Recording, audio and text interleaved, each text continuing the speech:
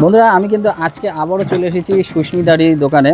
সুষমা দিদি, হ্যাঁ তুমি নাকি নতুন কি আইটেম শুরু করেছো? হ্যাঁ, এই যে ফ্রাইড রাইসটা আচ্ছা আচ্ছা, এইটা ফ্রাইড রাইসটা, তাই তো? হ্যাঁ হ্যাঁ। আচ্ছা, তা তোমার কি কি দাম রাখছো ফ্রাইড রাইসের? তো নরমাল ফ্রাইড রাইস 50 টাকা, এর সঙ্গে আলুর দম ফ্রি আছে। আলুর দম ফ্রি? হ্যাঁ হ্যাঁ, এ বাপ রে বাপ, এই কী সব অফার দিচ্ছ তুমি বনগাঁতে? এই তো offer আচ্ছা, নিয়ে নর্মাল চলেছে। ফ্রাইড রাইস বলতে মানে কতটা কোয়ান্টিটিতে যাবে?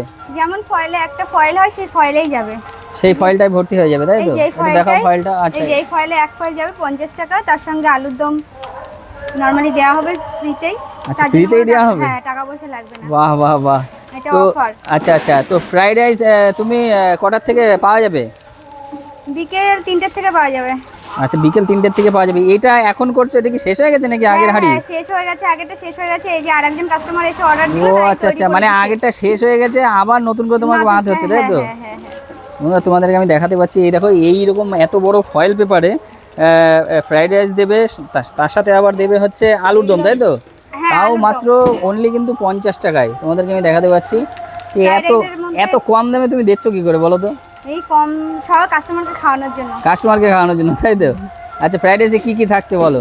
ফ্রাইড রাইসে সবজি তো আছে, তার সঙ্গে আছে ডিম আছে, মানে এগ তো আছে, কাজু কিশমিশ, তারপরে সবজি যা যা ক্যাপসিকাম, বিনস, গাজর। আচ্ছা আচ্ছা, সব রকম সবাই আছে। তো ফ্রাইড রাইসে এগ দেয় না, তুমি তো এগ দিয়েই করছো, তাই তো? এইটা, হ্যাঁ, হ্যাঁ। মানে এক্সট্রা Extra এক্সট্রা এগ যাচ্ছে, তাই তো? হ্যাঁ, তোমাদেরকে আমি দেখাতে পাচ্ছি, এই দেখো এই রাইসটা কিন্তু এখন তৈরি হচ্ছে, আর আগের হাঁড়িটা কিন্তু শেষ হয়ে গেছে।